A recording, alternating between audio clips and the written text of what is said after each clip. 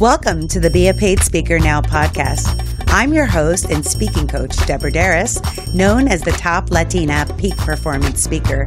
This podcast is here to support you with strategies and best practices of paid speakers so you can find out what works and what doesn't, so you can achieve success with ease and grace in your speaking career.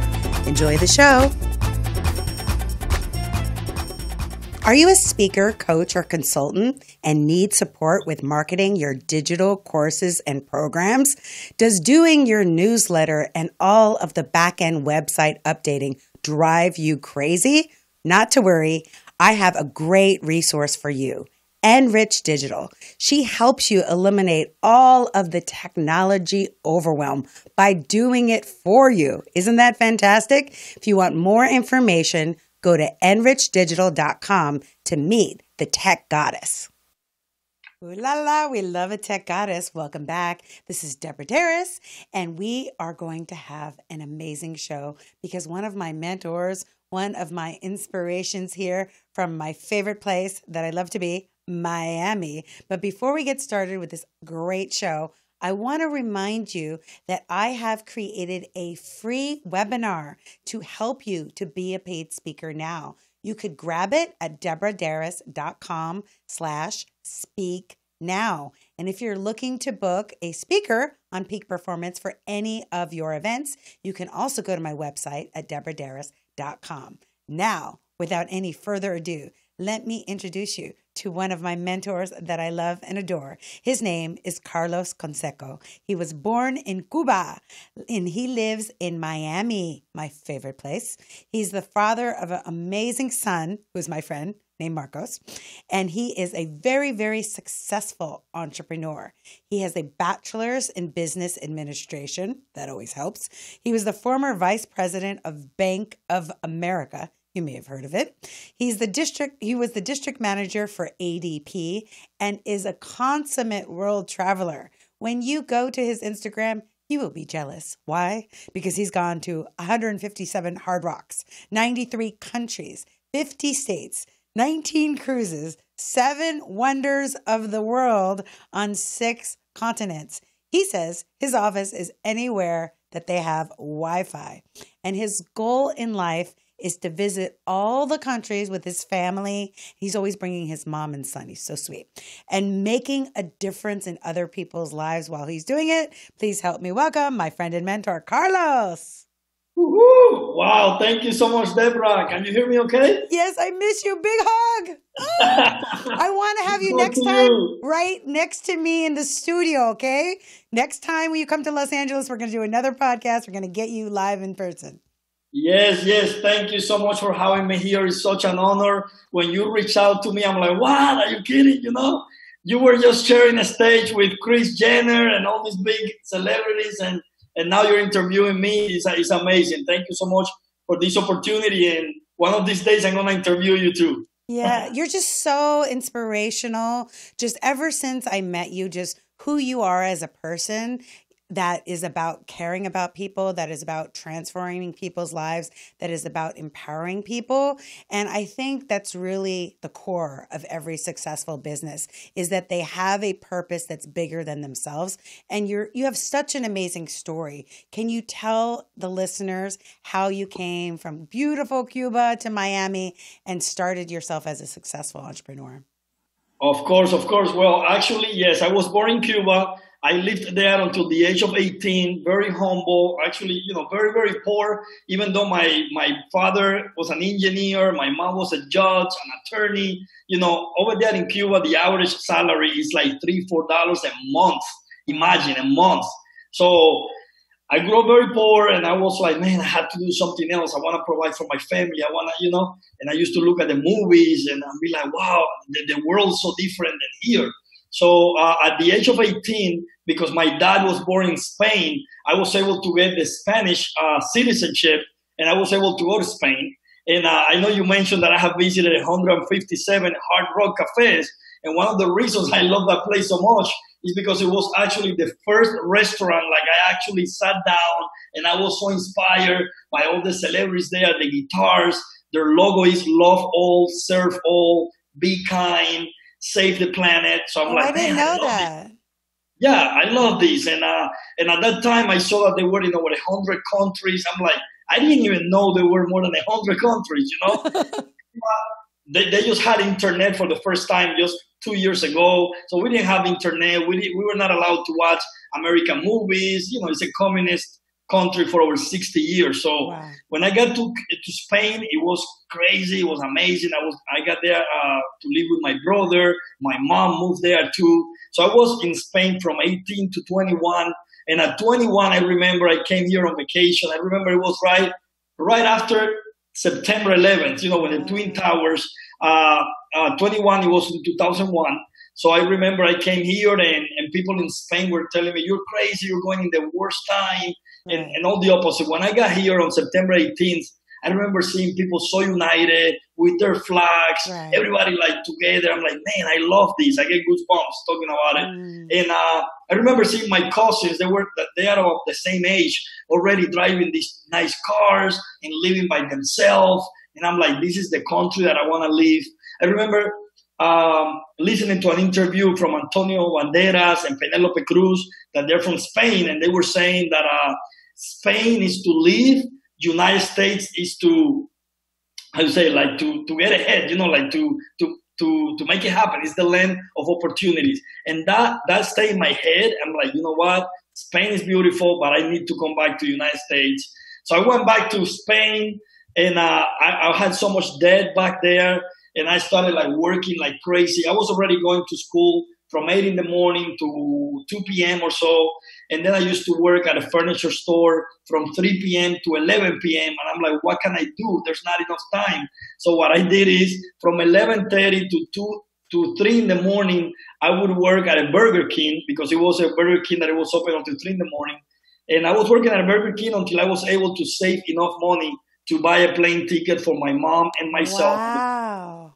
I didn't want to leave my mom behind in Spain. So we moved here just like 2 months after I was here on vacation. I went to Spain, worked for like 2 months, crazy, 24 hours, then came here, and that's how I got here. I got here December 1st, 2001. And at that time, you know, I had 2 uncles, and one of my uncles had an ice cream truck. And I was like, Tio, you know, uncle, I want to work with you. Please teach me. Whatever I have to do, I'll do it. I didn't know that much English back then. I still don't know that much. But it was great, because I started with the kids, you know, selling ice cream. I was able to learn English. I was able to get more like people skills. You know, I was able to humble myself there with them. And I remember my uncle told me, all you need to know is strawberry, chocolate, vanilla, you know, that's it. And when people would ask me, so what are you doing this weekend? I would be like, chocolate, vanilla, you know, that was it, you know. That's right. Wow. Who would think that people would eat Burger King in Spain, right? Like, oh my God, with all the good paella. Oh, yeah, 2 in the morning. The thing is, over there, Burger King, they also sell beer. So they sell beer, and so people are there drunk at Burger King. Okay, I get it.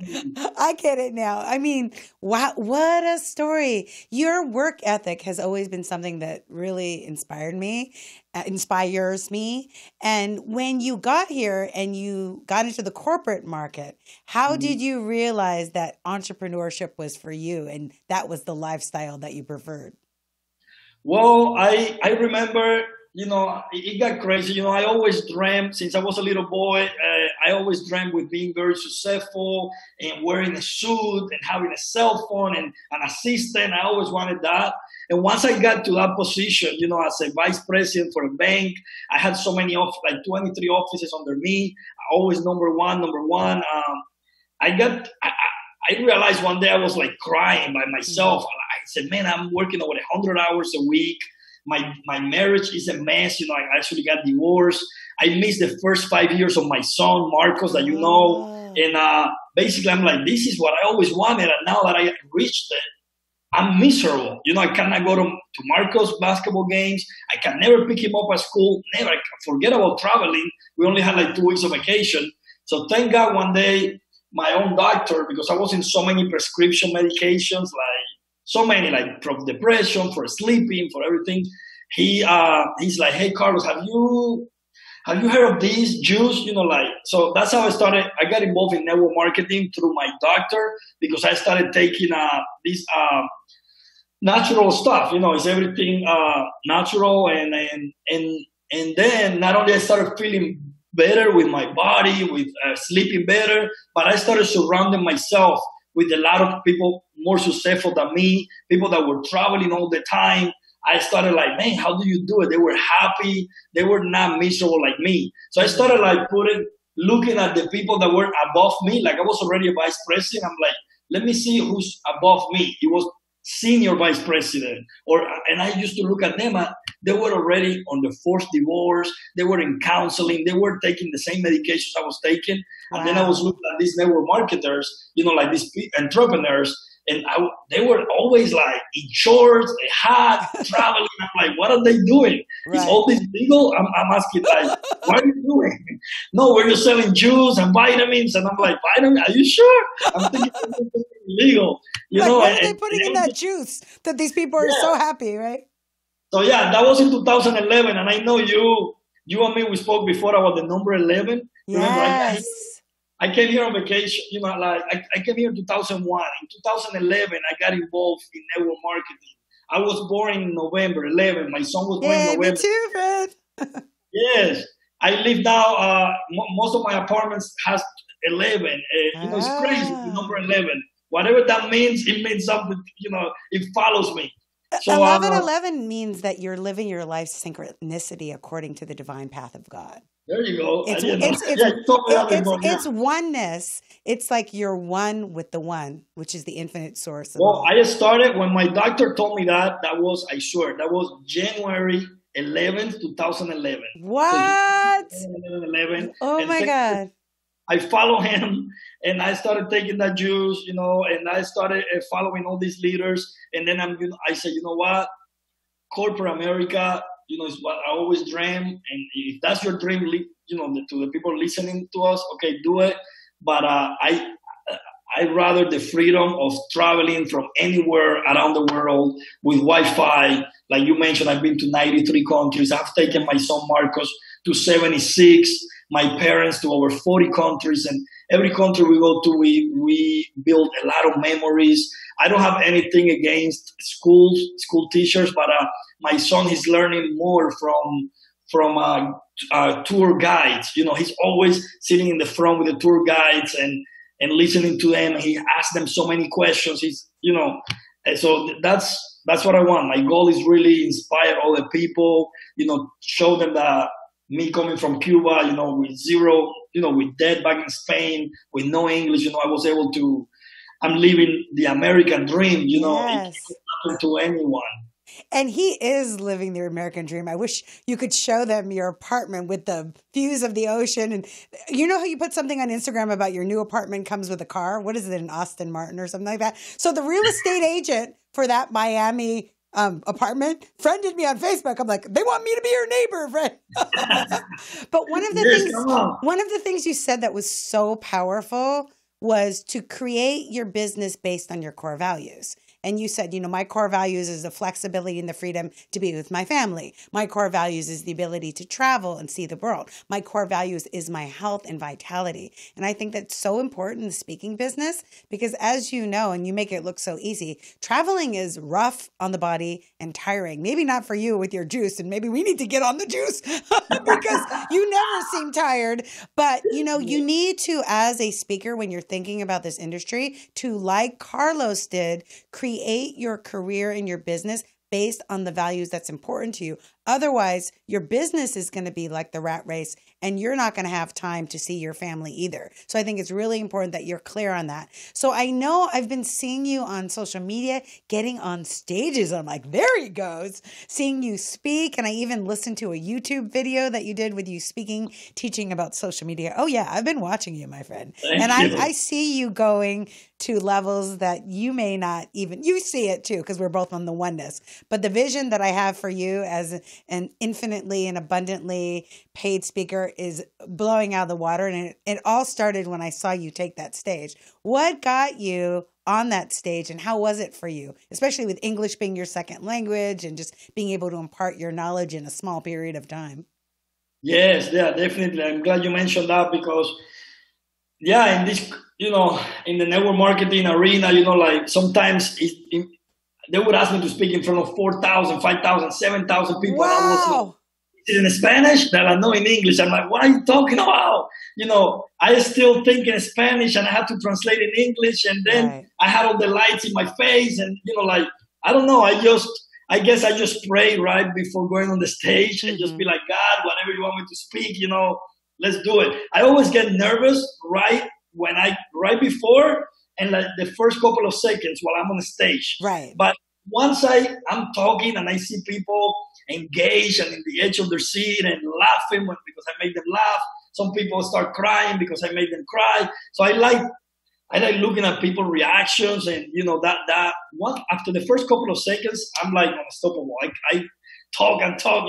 They have to get me on the stage because because I really enjoy it and I really enjoy inspiring others. And it's funny because first I was so worried about the English that they would understand me and stuff.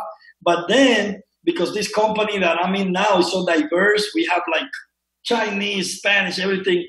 Now they ask me a lot to speak in Spanish, and now it's even worse sometimes because in Spanish now I speak Spanglish. So Ah. sometimes they have asked me to speak in Peru, in Oh. Argentina, like countries that speak Spanish only, and then I'm talking like half English, like Spanglish, and they're looking at me like, huh? What are you saying? Isn't So Spanglish the national language of Miami? yes, Yeah, yes. it So is. I'm like, they don't understand me in English, they don't understand me in Spanish. What the heck? Right. But it's funny, like when I'm out there, guys. If you wanna be a speaker, just have fun. Don't be Exactly. thinking. Don't overthink it so much. Just have fun there. That's what I do, and be genuine. Don't try to be something you are not. Like all. Like it's funny because the other day I was having dinner with these big people that are very successful multimillionaires, and they say, Carlos, we're gonna eat sushi. I'm like, I don't eat sushi. Like, how come you don't eat sushi? No. So we got there and they're like eating with the sticks and this. I'm like, oh man, I'm not gonna pretend now that I'm like, I'm Right. just still Carlos from Havana, Cuba. I'm like, can I please just have a fork and a fork and a knife? Like I don't feel embarrassed because of that. Still I'm very humble and I eat at a very expensive restaurant, and I eat also a pollo tropical for Oh, $4. I I love pollo tropical. That's my favorite. Get the yeah, plan. so yeah, Tostones and plantains and all that arroz con pollo. I love yeah, it. But yeah, one of the things that you said that was so important, I want everyone to write this down. He said before he went on stage, he prayed. If you're not a praying person, then ask for guidance. But I pray for everything.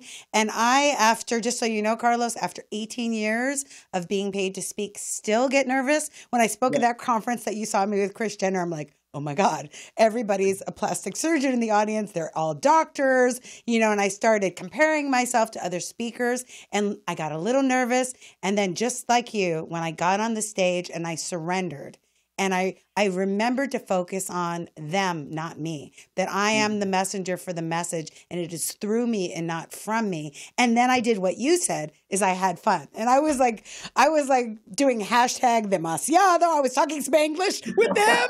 And of course, all the Fort Lauderdale doctors bonded with me. Dr. Shino Bay, he's the bomb. He's going to be on the podcast coming up. But yeah, I love it. I love how you had the courage just to say yes. And when opportunities come to you to speak, to say yes, because if they see something in you, it's because you have it. Sometimes people see things before we can even see them, but to take those opportunities. And I know that everything you touch, Carlos, is super successful, whether it's a business or whether it's social media. What advice do you have for speakers that are wanting to grow their social media platforms to really be engaging and to really get out there so that people know that they're for hire? no, yeah, that's a great question, Deborah. I would say, like relationships first. Business will follow. Ah, good one. Yeah, just be real with your supporters, with your followers, whatever you want to call it. Be real. Like if you want more likes, more comments, like and comment on other people's pictures. I know you're great at it. You're always commenting on my post. I try to comment on yours, like. It's amazing. share it if you want. That makes people feel very, very important, and then they follow you because they truly want to follow you, and they feel inspired. And I would also say, build your own brand. Be authentic. Exactly. Build your own brand. Add value. Add value to people's lives. Like I use a lot of quotes, from other Instagram pages that I see, or from books, things like that. And people are, oh, wow, Carlos, that's great. I'm like, well, that's not mine. That's just a quote that I saw Right. somewhere.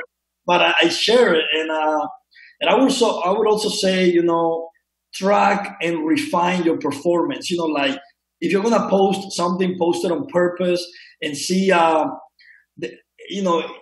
the time of the day that you do it, what day you do it. Be strategic with your post, not just post just to post, and stories. I recently started, I don't know what took me so long. I started doing stories just like in October, just like 3-4 months ago.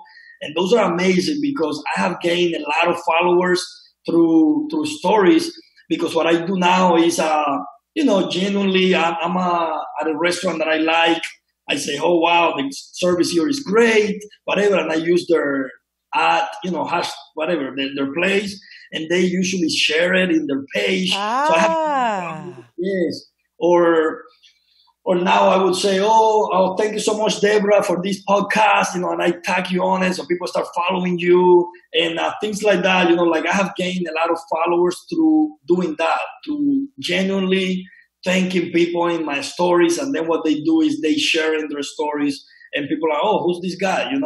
So that's really important. But the most important is relationships first. I don't think no one goes in Facebook or Instagram, oh, let me see what my friends are selling today. Right, exactly. Let me see what they're selling. No, they just look to catch up with what's going on, what's happening, or right before going to sleep, they want to fall asleep faster. They just looking through it, or get inspired, but they don't want to be sold. People love buying, but they don't love to being sold. They hate being sold, but they love buying, shopping. But yeah, that's what I do. That's what I would recommend. I love that. So social media and business in general, any type of relationships, it's not just about taking, it's about giving. So he was saying, go to other people's pages, engage with them, especially people that you want to hire you. If you're on LinkedIn and there's a corporation that you want to book you for a speaking engagement. You also talked about an attitude of gratitude. You said, I'm genuinely thankful for the good service. Yeah. And I really believe, I don't know if you consider this a secret of your success, but part of it is your humility and your generous spirit, because you're super generous, but also that attitude of gratitude, that being grateful for what you already have, and then more is given 10 times, right? Because you're always like, oh, I'm so grateful I get to spend time with my mom. I'm so grateful I get to spend time with Marcos. I'm so grateful. And then you get even more time, right? It's like, absolutely. That's so important. That's so important. And yes. And I've been getting free stuff also from, for example, I go always to a place here, it's called Raw Juice, and they give, oh, Carlos, thank you for sharing the stories. Here, this is on us. Rock is inviting me now to I don't pay for a lot of the meals when I go there. They give me free merchandise. They paid 2 nights for me at the Sacramento new hotel in Sacramento, the casino hotel. And, they're doing so much for me because I genuinely like the brand. And I started saying thank you, A lot of my friends tell me, is American Express paying you for saying thank you? Well, no, they're not paying me, but I like to say thank you, Right. Not everything has to be an ad, not everything has to be a paid ad. You do it because you really like the brand, or you really like, the restaurant or whatever. So, and then this is also how you're segueing from businessman to international speaker, ooh la la, and also influencer, right? Because of your social media, you have influence. That when you said, hey, Deborah, the Hard Rock Cafe in Hollywood is pretty nice, I flew there for New Year's Eve, right? Yes, I was like, I'm so sad that I missed you. I know we're like ships crossing in the sea, but I'm going to come back. I'm coming back to Fort Lauderdale and Miami very, very soon, maybe in February. So yes, hopefully I'll catch you there. So how can people stay in touch with you and keep up with Carlos? Forget the Kardashians. Let's keep up with you. Keeping up with the Conchesos. Yes. No, well, they can find me on Instagram, Facebook, YouTube under Carlos Concheso, and also I use a lot the hashtag Where is Carlos Concheso? Where is Carlos Concheso? Because people are always, what are you today? Well, like sometimes I have lunch in Buenos Aires, dinner in Lima, and then I sleep in Miami. It's crazy. Like I just did an 11-day, 11 countries tour, and I love that. Which was your favorite country? Because you were all in Latin America, right? Yeah, I really love, from this last tour, my favorite was Uruguay. Oh, really? Punta del Este, Uruguay. That's where I was there for New Year's Eve, and man, it's so nice. The beach there, all the fireworks. People are amazing. There's no crime. Like, there's not even a police. I didn't see a police in the 2 days there. Wow. Yeah. That's amazing. And that's amazing. And that's the blessing of being a paid speaker, is that you get paid to travel the world. And then, like you said, as long as you have Wi-Fi, you can work anywhere in the world. So I'll make sure we put all your social media in the show notes. And I want to thank you for your time. I know how busy you are, and really, really appreciate your willingness to be on the show. And I just know that you are going to be continuing to be transforming lives with your message. So thank you. Thank you so much, Deborah. Thank you. My pleasure. And thank you all for tuning in. And like I always say, it's not just to be inspired by our wonderful experts, but it's to take action. It's to really listen to, even if one thing that Carlos said about building relationships, about building your own brand, about being grateful, about giving thanks to places that you go, increasing the amount of your stories, of really being clear on your core values. So when you go out to speak, you create a business that matches that. And when you do, you can be like Carlos Concheso and just be your best speaker self. And so I want to remind you that if you want to get a copy of the webinar, 5 Steps to be a Paid Speaker Now, you can go to deborahderas.com/speak now, and you can book me for a speaking engagement. You can check my calendar of events at deborahderas.com. And remember, you are a messenger for a very important message. Ciao. Thank you for tuning into the Be a Paid Speaker Now podcast. If you want to be a paid speaker right now, you can download the 5 steps to get started as a paid speaker right on my website. Just go to deborahderas.com/speak now. And remember, with the power of synergy, anything is possible.